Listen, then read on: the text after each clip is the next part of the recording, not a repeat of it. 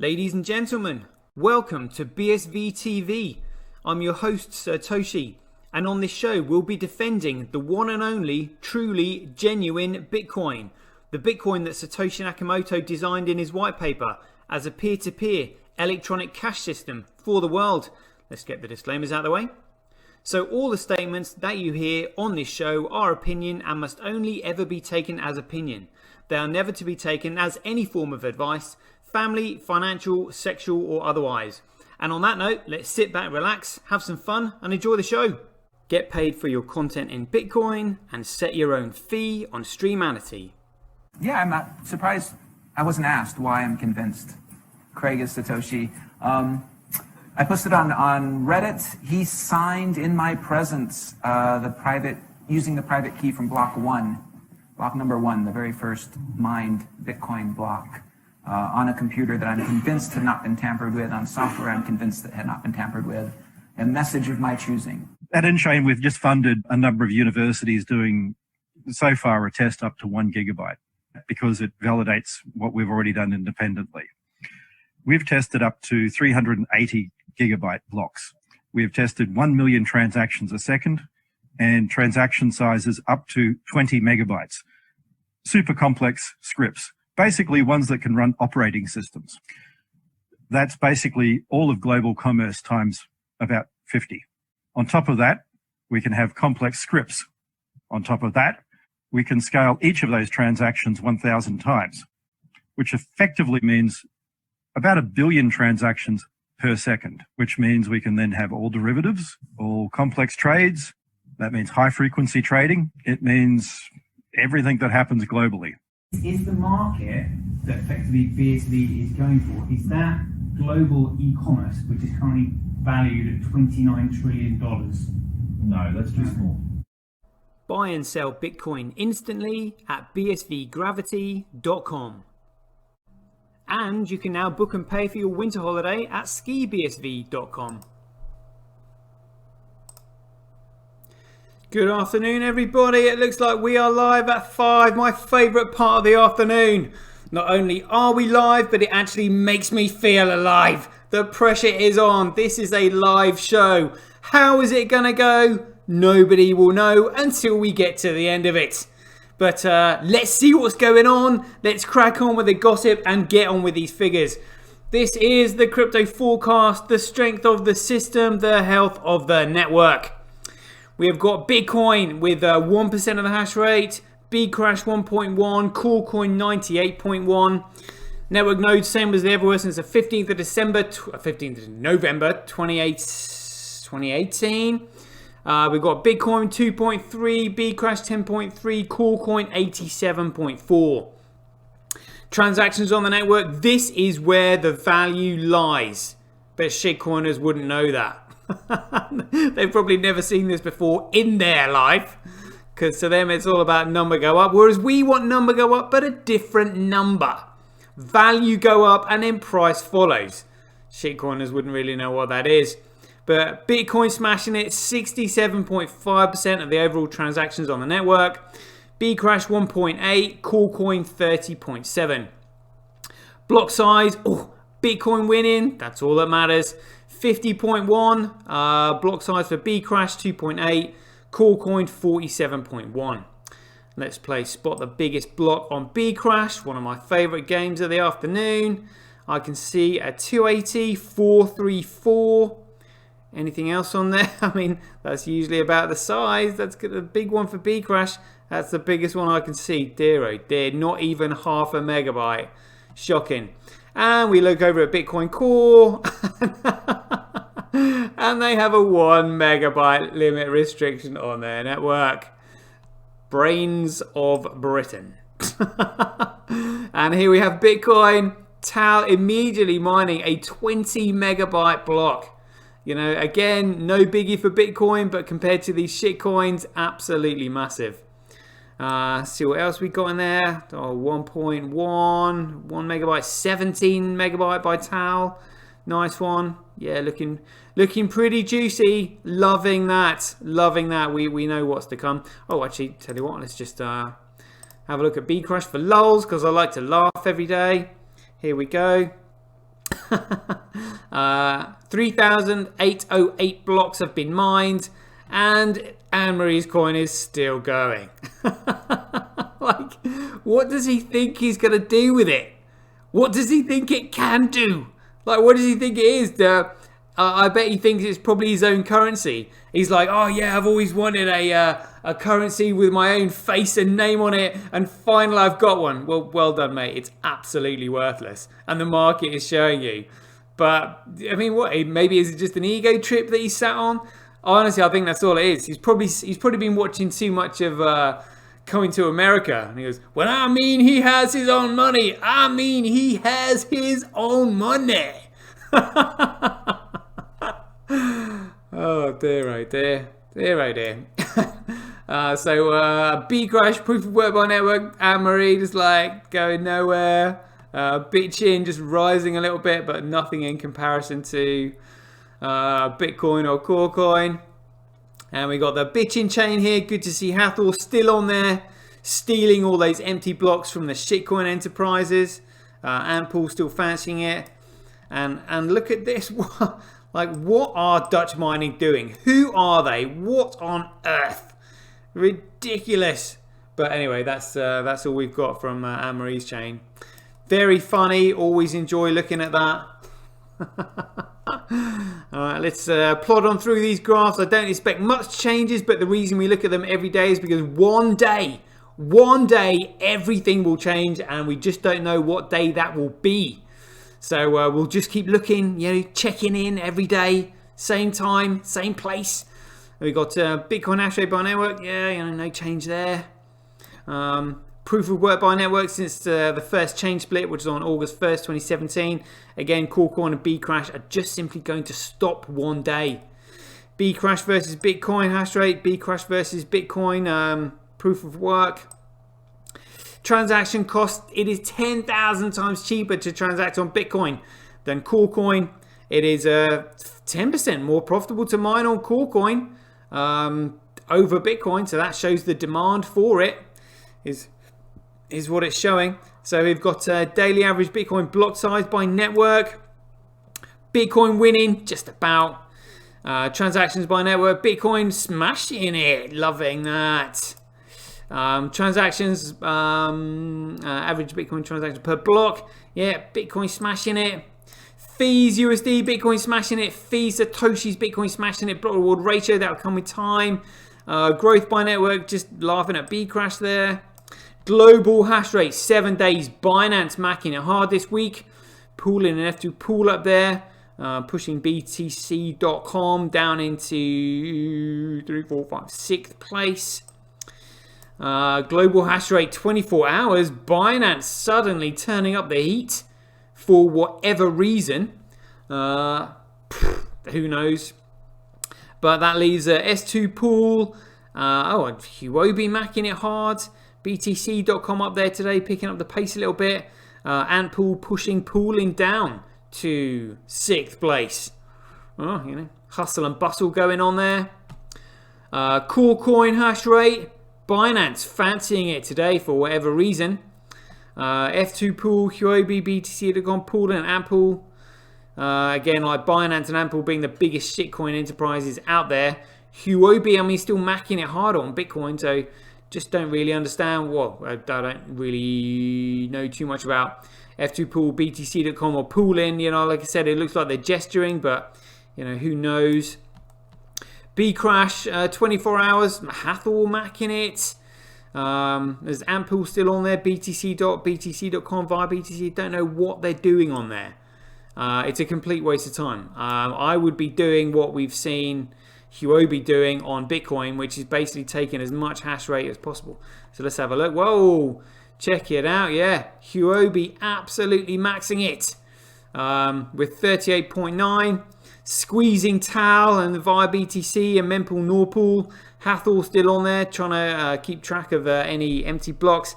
And other mining pools keeping Huobi at bay, so they can't get their grubby mitts on everything.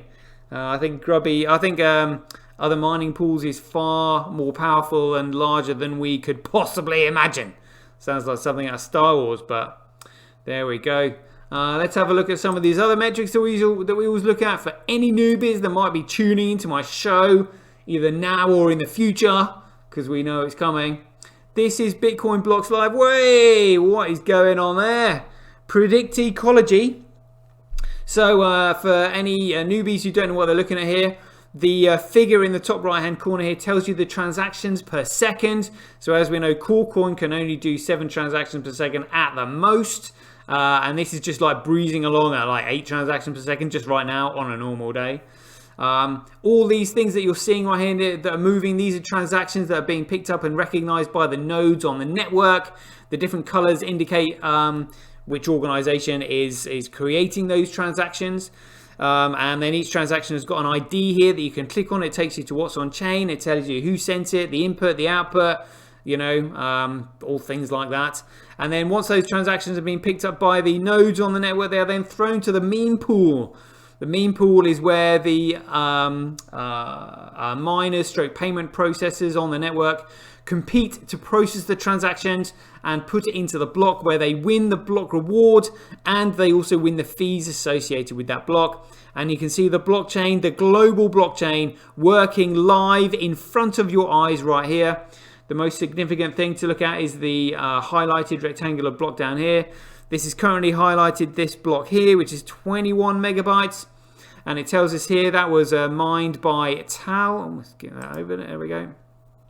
That was mined by Tal. It's got the hash rate, it's got the height, size, 21 megabytes, the time and date, the transaction count, which is 74,674, with total fees of $15.18.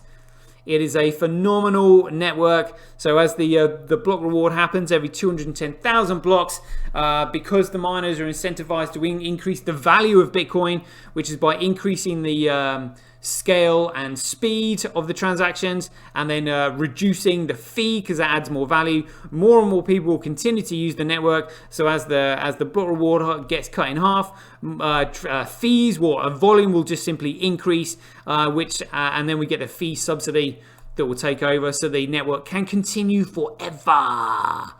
There we go. Let's have a look at this other metric that we like looking at. This is BitInfo charts.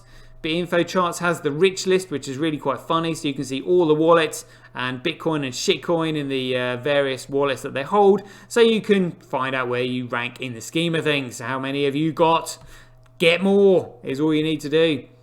So various metrics on here, but if you go to BitInfo charts, if you click on one of these highlighted blue tabs, like we're going to go down here to active addresses, you can click on there and you see along the bottom here it says active addresses, but you can look at, like, you know, top 100 total fee and reward, median transaction value, transactions, block size, blah blah blah blah. And we're going to add Ethereum in here. Then we go to 3 months. So, and there we've got the active addresses. So currently Bitcoin with 423,000 active addresses. And then we got Coolcoin with 939,000, Ethereum, and then Bitcoin Cash struggling along the bottom. But yeah, it's always good to see these graphs in front of your very eyes. And there we go. Right now, let's have a quick look at the shitcoin market. Ooh, a sea of red. A sea of red. All those shitcoiners who bought Coolcoin at $90,800, thinking it was going to absolutely smash past $20,000. It doesn't seem to have done so. We don't know. Well, again, it's just well traders. There's no real, what should we call it? There's only dumb money coming in at the moment, because dumb money just really doesn't have a clue or whatsoever what they're doing. So let's have a quick look at this. So this is over 1 day, which is like down a bit. But I mean, let's have a look on the week. Ooh, these Coolcoiners aren't going to be happy with that. They're just like, what about my investment? Oh no, what's happening? Why is this? I thought Bitcoin was the best investment since sliced bread. What's going on? What am I going to do? They're all going to be like coming up with all these ridiculous theories about what's going on. We know what's going on. It's just simply traders taking their pound of flesh out. They're like, yep, thank you very much. We'll have that, because there is no value in this thing whatsoever. It is a complete and utter pump and dump scheme. So when it goes up, number comes back down because there is no reason for anybody to buy it other than pumpermentals, which is just simply a Ponzi scheme. It is fundamentally worthless, an absolute piece of crap. That's my personal opinion on that. There we go. So let's have a look at Bitcoin. Might be some juicy entry points coming up here. Ooh, look at this.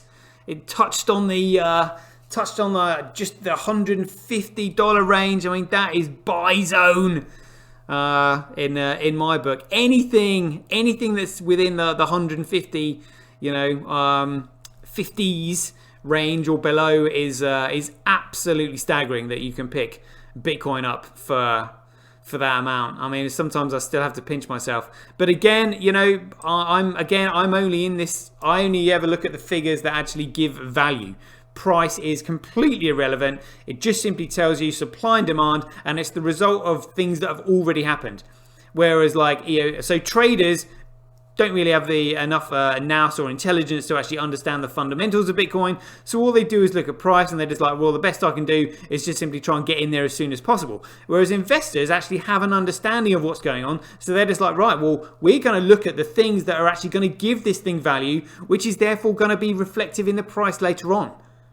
That's what I'm interested in, which is why we look at CoinDance, which is why we look at Bitcoin Blocks Live, which is why we look at BitInfo charts, and then finally we're just going to be looking at, price just for lulz, because we know what's going to happen. It's phenomenal. But only true Bitcoiners would really know this, So I just put a post out literally just now, which I thought was quite interesting. Check it out. So, well, actually, while we're here, just having a look at these other metrics, have a USA chat. So, while we're here, we will just go through the movement of this Bitcoin. I'll close that for a second. Here we go. Now, let's have a look at this. One of my favorite charts or metrics that I enjoy looking at so far. This shows the movement of BTC. Look at this. So this starts on, we'll pause that, we'll go back. This starts on, does it go back further? So it starts on the 4th of October, 2020, and it goes right the way up to today, which should be the 11th of December, and it shows you the movement. So these turquoise dots here, they say represent whales. So maybe they're like, early wallets, early miners. Smaller wallets would potentially maybe be like retail investors like Michael Saylor and Grayscale or whatever. Then you've got average exchanges over here, plural, and then it's got Binance here. So there is, and this, by the way, this movement that we're going to see has just simply happened over the last 9 weeks. It is huge, and as somebody has already worked out, it totals $26.5 billion worth of movement in just 9 weeks. So something is going on. Feast your eyes on this. Could do some background music while this is going on. But the significant date to watch out for in this movement here is the 28th of October. That's when you really start seeing some movement. So we've got supply and mining, wrapped Bitcoin, what a joke that is. Whales, small wallets, exchanges, Binance. I mean, interesting that they've got Binance and BitMEX on there. Two of the exchanges that we know are absolute rogues. So here we go, 23rd, 24th, 25th, 26th. I mean, look at the movement already from the retail, but now we really start seeing some movement. So we'll look at that. I mean, you can literally see the BTC and other exchanges disintegrating. And whales, look at that. Suddenly they're just like, whoa, yeah, need to get out of here. So, I mean, this is massive. And we've yet to see the reason for this, but again, all these movements and that, it's to basically make it look like, well, obviously, if you did this movement in one day, people will be like, what on earth is going on? But gradually over time, it sort of dilutes the movements, and like people don't really pick up on it unless you find sites like this where people like myself and other like-minded individuals who are investors are just like, what is going on? We need to keep up with the gossip here. because this is massive. So December 4th, 5th, 6th, 7, 8, 9, 10, and 11. Yeah, there we go. Check it out. So somebody has suggested that the BTC might have been moved over to Binance, you know, in order to be used as a leverage trade. You know, I mean, could that potentially bankrupt Binance? Because we know that all these exchanges trade against their own customers. You know, and if they haven't, well, particularly, you know, BitMEX, we've seen this. They will literally move the market so they can basically trade against their own customers. You know, so if they're going to be stupid enough to offer somebody maybe like 100x leverage, you know, to short BTC, and a big whale suddenly goes, huh, all right then, boys, I'll take on that. Considering you normally wipe all these little fish out, you know, have some of your own medicine. That's what it's like. You know, could it be that? Who knows? But then, and then you've got all these shit coiners by the looks of it. You know, now like all these retail investors that have bought all the shit that, you know, Peter McCormack come out with, and Anthony Pompilano and Michael Saylor, you know, and the Winklevi twins, all the crap they come out with. Like, oh my goodness me. Yeah, again, they would never be looking at this. I mean, because they don't look at any of these figures. They have no idea what Bitcoin is. Like, no clue. I mean, I don't think they'd be able to figure these out, to be honest with you. You know, but fascinating metric to look at. Keep a close eye on that we will do every day. And now let's have a look at this. So this I thought this was quite interesting. So having just looked at that metric with all this BTC that's been moved, you know, with you know, well, and a potential reason behind it, we know that there is a certain somebody in the space that has that knows all about it and likes to do things, you know, plan things, plan events that have you know, related or coincide dates. So I thought, well, these are the significant dates in January that we need to note. So we had the 3rd of January 2009 was when the Bitcoin network started. Would that not be fitting if that was the day that BTC died? Coin, that Frankencoin, or what is it? I call it Wittgenstein coin. You know, was to be wiped off the face of the planet, or the start of it. You know, who knows? Then we had on the 9th of January, the first software was released, code 0.1.0, which was the Bitcoin Core software code. And it was Hal Finney that downloaded that, and then he received the first payment of Bitcoin, the first transfer of payment from Satoshi Nakamoto. On the 12th of January, he received 10 BTC from Satoshi Nakamoto. So that there is what happened in January. You know, will those dates be significant? Who knows? But you know, I am in with everything I've got for those dates, and I don't care. I'm not bothered what the price does. Just need to be in for those dates personally. If you ask me. Let's see what else there was. I don't think I posted too much. This I just thought was interesting. It said, anyone else noticed that Blockstream don't seem to allow Samson Mao to do any broadcast interviews since he slipped up on Simon Dixon's show that Blockstream actually control BTC?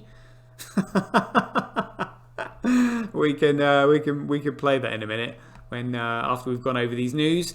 So let's just have a look at some of these juicy headlines.